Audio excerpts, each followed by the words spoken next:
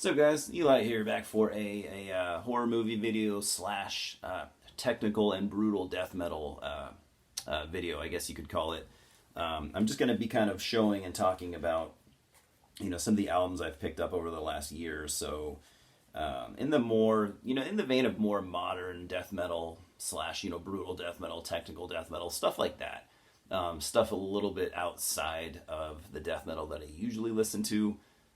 I have dabbled in those subgenres for a long time, but I've never really gravitated towards them, and I still don't. But every now and then, I still like to go outside of my box a little bit and outside of my comfort zone and grab some stuff that I think I might like.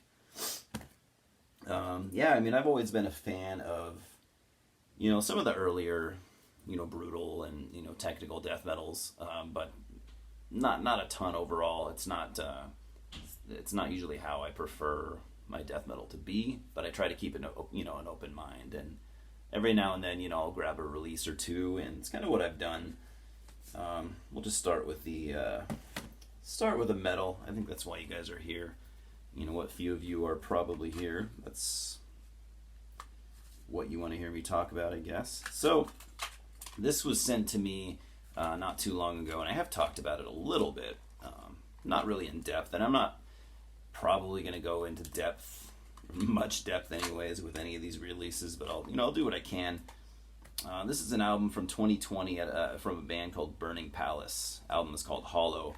It's going to be hard to see this the cover art on camera, but I'll do what I can.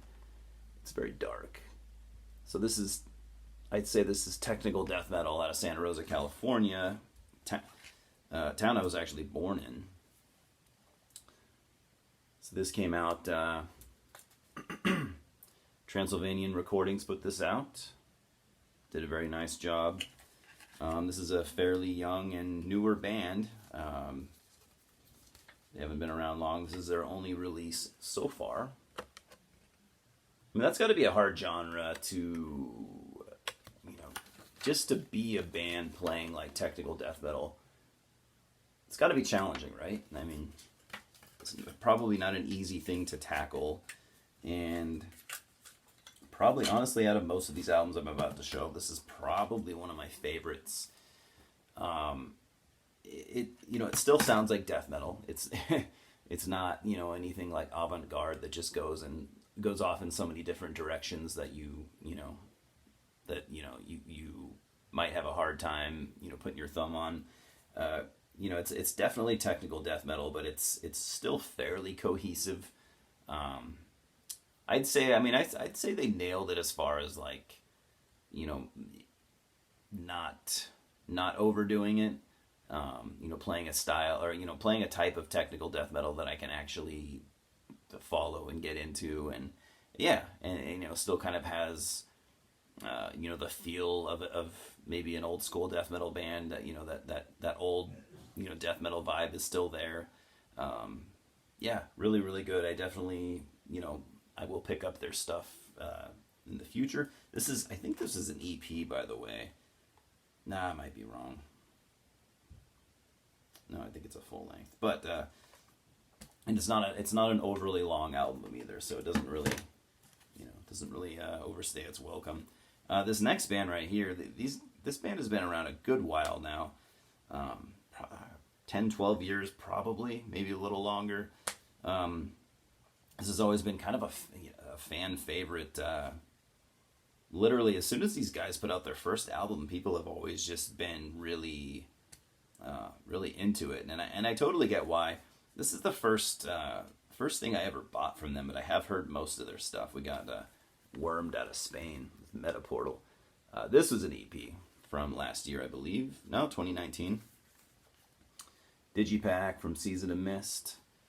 See, I continue to repeat this, but I mean, Season of Mist, it's just like they're the Walmart of metal labels. It's like they're trying to sign every metal band on the planet. It's crazy. Is it just me? But anyways, whatever.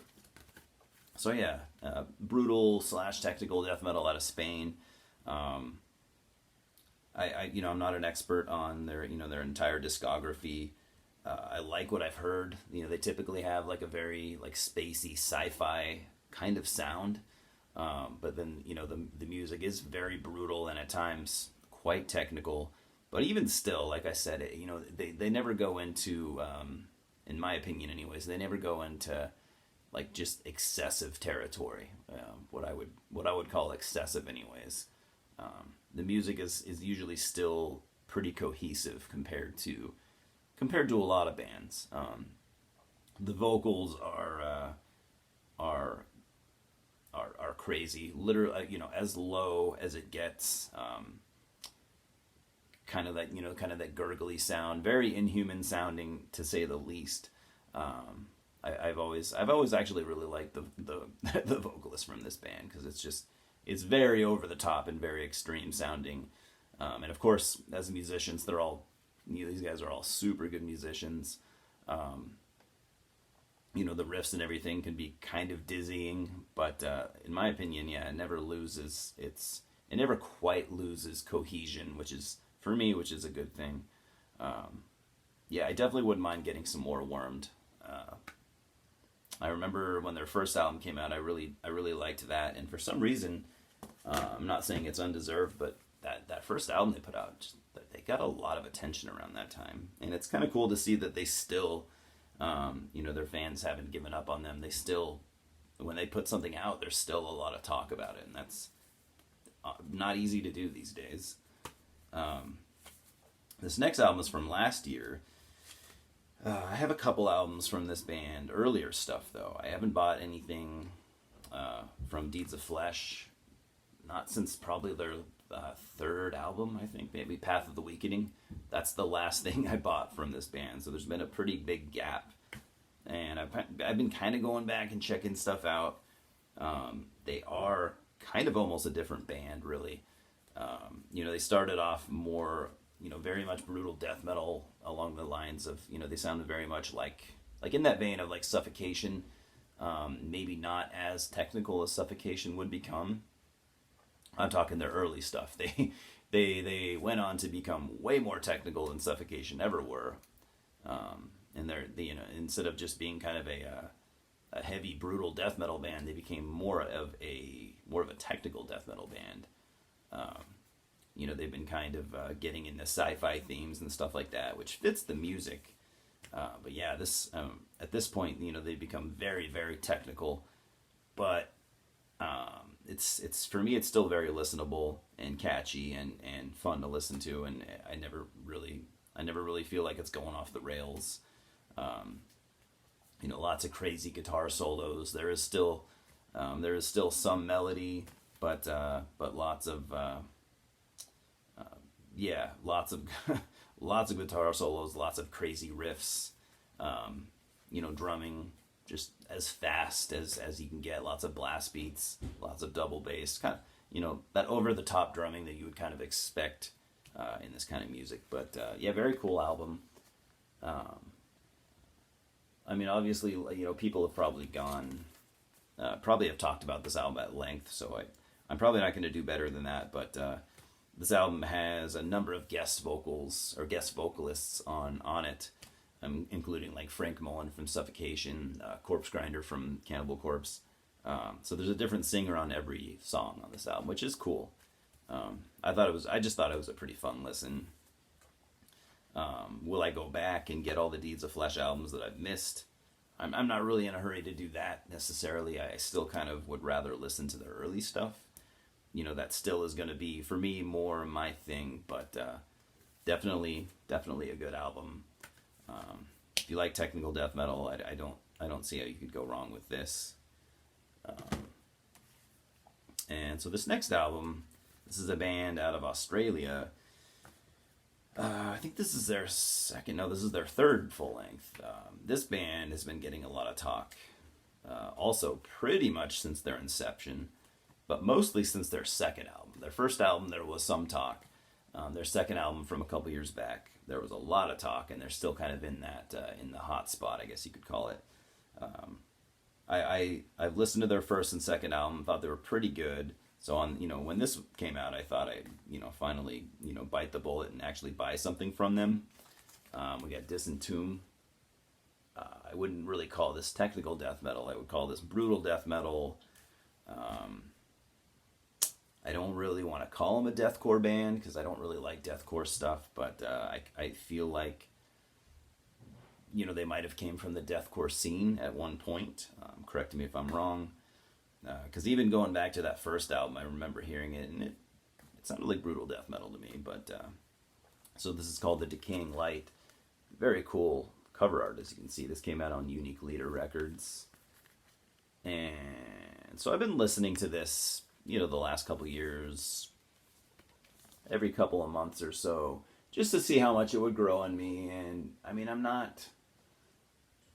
it's a cool album. I kind of like this band. I don't know if I'm, gonna really buy any more of their stuff. It's just not quite my cup of tea, I guess you could say. It's extremely heavy, which I can't appreciate. I just feel like at least on this one, the songs, there's not quite enough variation between songs. I feel like a lot of the songs just kind of aren't really that different from some of the others, which, I mean, let's be honest, in death metal, that's not super uncommon. That can definitely happen. But so maybe that's not the entire reason why this didn't quite grab me. It just didn't quite grab me. But I know a lot of people are really into this band and this album, and that's cool. I totally wanted to be one of you guys, I guess you could say. But I'm gonna hold on to it, and I'm gonna continue to kind of listen to it from time to time, and hope that it grabs me more at one point. This is a band from Norway, a band called Cranium. This is a re-release of, like, I don't know, their third or fourth album, somewhere in the middle of their discography. The Art of Female Sodomy. I know that's kind of gross, but whatever. It's death metal. So this came out on Gorehouse Productions. This re-release came out last year. I just had always heard this was a good brutal death metal band. I'm not saying I disagree with that necessarily, but I don't know. This kind of brutal death metal for me is just not really my cup of tea, I don't think. It's just kind of your standard, blast beating, just brutal for the sake of being brutal type bands. Not ever super fast, not ever really very slow. Mostly like a mid-paced, just chunky, brutal death metal. Not a lot of variation. Most of the songs sound the same. I don't know. Maybe this just isn't one of their better albums. I just had always heard this band was really good. And I'm not saying that they're not. I'm just saying that I think this kind of brutal death metal is just not really for me. But I'm not opposed to checking out some of their other stuff. This band, or this album I should say, I've kind of talked about a couple times on this channel. This was one of my least favorite albums, at least that I bought personally in 2020. I can't remember if this is at the bottom. This is either my least favorite or my second least favorite. This is a band out of, I think, Russia, right? Catalepsy. Most recent Catalepsy album. Man, I really need to work on my lighting yet again. I thought at my old place I had I had my lighting down decently, and now that I moved, I'm just like starting over again. But whatever. So this came out also on Unique Leader Records, and I've listened to some of their earlier stuff, and this album doesn't really sound much like that. They kind of went for a different sound on this, or at least compared to like their first few. That was more like just real standard brutal death metal, but done well. Don't get me wrong. And this album is it's quite far removed from that. This is more like, honestly, it kind of has its own sound. It's a unique sounding album. They're still combining elements of like brutal death metal with like, they put a lot of groove in there, and I'm not saying, no, it doesn't sound like Pantera or anything, but just groovy riffs that, that make the songs very catchy. The vocals are different now, instead of like, just a kind of a low monotonous gurgle. It's more like, for some reason, it just really sounds like a Nergal from Behemoth, like later Behemoth. I'm not really sure why they wanted to do that, but they did, which I don't really care for. But I will admit, after listening to this album a number of times, I actually like it a little bit more now than I did at the end of last year. I'm still not going to listen to this often. In fact, I might not listen to it again. But the last time I listened to it, I did kind of get into it. I thought it was catchy, and I don't know, an almost enjoyable listen, but just still not my thing. And last but not least, and I'm still kind of unsure why I put this on this list. This isn't really a brutal death metal album or tech death album. This is more just like a modern death metal album. You could almost call this melodic death metal because there is a lot of melody, but I wouldn't quite call it that. I would just call it a modern sounding death metal album. This is from Dawn of Disease with Ascension's Gate. They are out of, I think Germany. This came out in 2017 on Napalm Records, a label that used to be really, really cool and just kind of shit the bed, to be honest. But that's not to say that they can't put out anything good. I'm sure they do. And this is a good album. I'm just going to say, not my cup of tea right off the bat. More modern styles of death metal, or more, I should say, not really styles, but more modern sounding death metal albums just aren't for me. So this definitely has a very modern production, a modern style, or a modern way of playing death metal. There still are definitely elements in there of, I guess what I would say, or what I would say true death metal, which is like 90s sounding death metal. At their core, they kind of are that, but there's a lot of modern elements, and certainly the production, and like I said, touches of melodic death metal, which do kind of help, I would say. The melody makes this album really nice to listen to. Musicianship is very good. These guys are excellent musicians. You can tell that they, they're very serious about their band. I mean, and this band's been around a while. They probably rehearse very often. So, I mean, and the songwriting is good as well. Just not my cup of tea overall. But I can see the appeal to this band. I don't think I'm going to be getting any more from here out. On to the horror movies. So not really a horror movie here, but I don't know, just a really cool movie that I quite enjoyed, and it's intense. Maybe you could say there's elements of horror in here. Disappearance of Alice Creed. Just a very cool, what would you call this? A suspenseful movie. Definitely check it out. It's not horror, but it's just a good movie in general. I've seen it a number of times, and I still highly recommend it. This next one is an all-time classic for me. I'm not going to go into depth because there's just no way I could do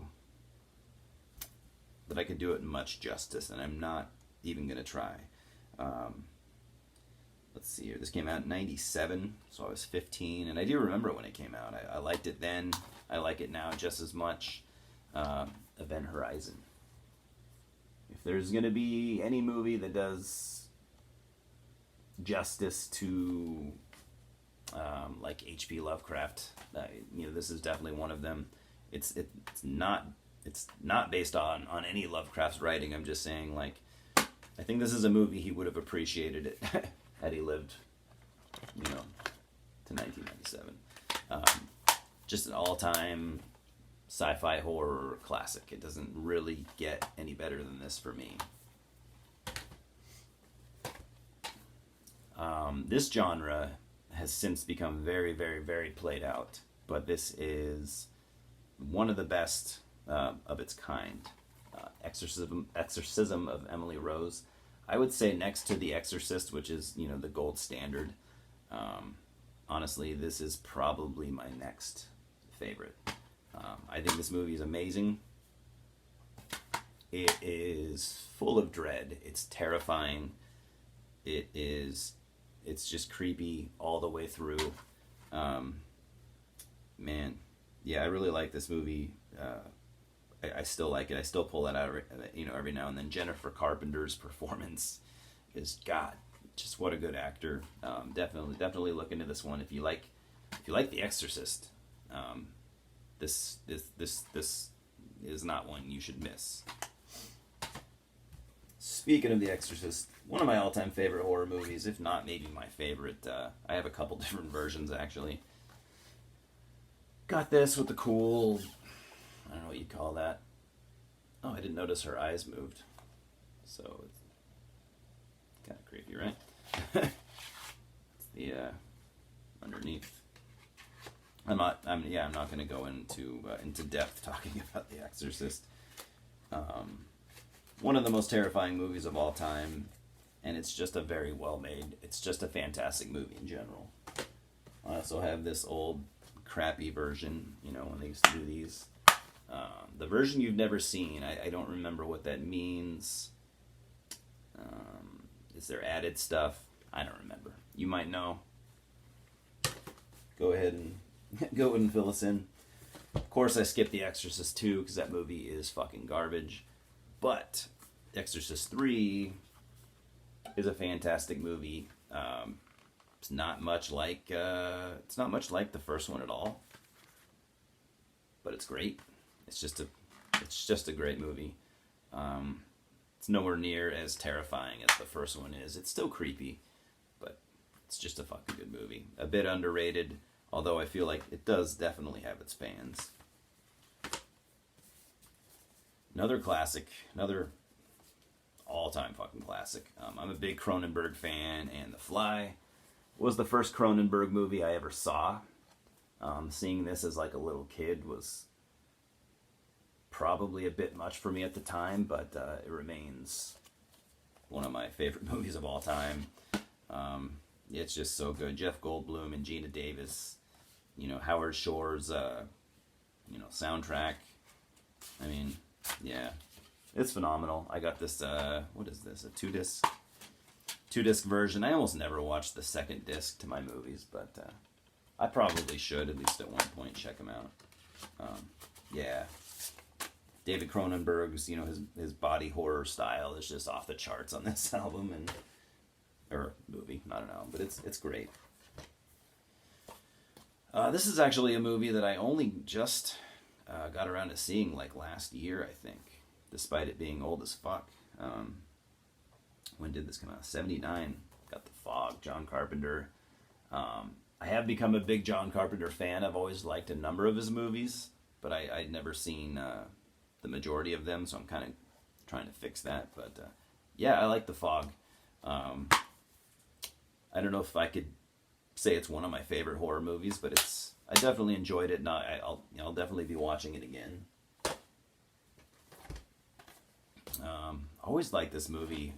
I saw it when it came out back in 2001, and I still really enjoy it. Yeah, Frailty, Matthew McConaughey and Bill Paxton. They play. God, were they brothers? I want to say that they were brothers. So Bill Paxton plays this character who claims that he can see.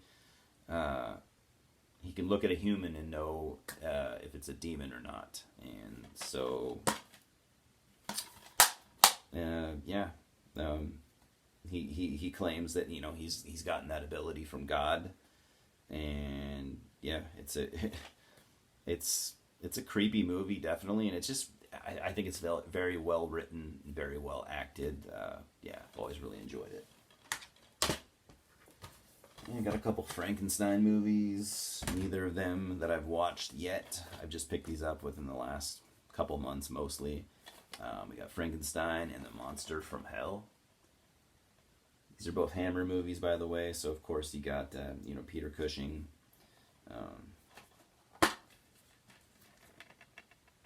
Yeah, I just haven't gotten around to watching that one yet, but I've heard it's one of the better. And then I've got Frankenstein Must Be Destroyed. I probably bought this a year or two ago, so need to finally... I got so many movies that I need to watch, just like music. I got so many albums that I need to listen to. We can't. It takes time to catch up. And my comic for the day, a comic book I bought some years back. Surprise, never read it. This is issue 1 of 6. I don't think I have the rest. I really like the IDW comic company. It's called Dark Days. I bought it for the cool Ben Temple-Smith artwork on the front. And what's on the inside, I don't even know if I'm aware of. Okay, yeah, it definitely looks like Temple-Smith on the inside, and written by Steve Niles, so that would be probably the other reason that I bought this. I'm a big Steve Niles fan, and yeah. I think this is 30 Days of Night related. It's got to be. Steve Niles and Ben Temple-Smith were the two dudes that created 30 Days of Night, and so I think this is an offshoot. So you got that cool Temple-Smith art. Yeah. Any 30 Days of Night fans? Have you read Dark Days? Let me know. Anyways, yeah, 26 minutes. Time for me to get the fuck out of here. As usual, thanks for stopping by. We will talk soon. Cheers.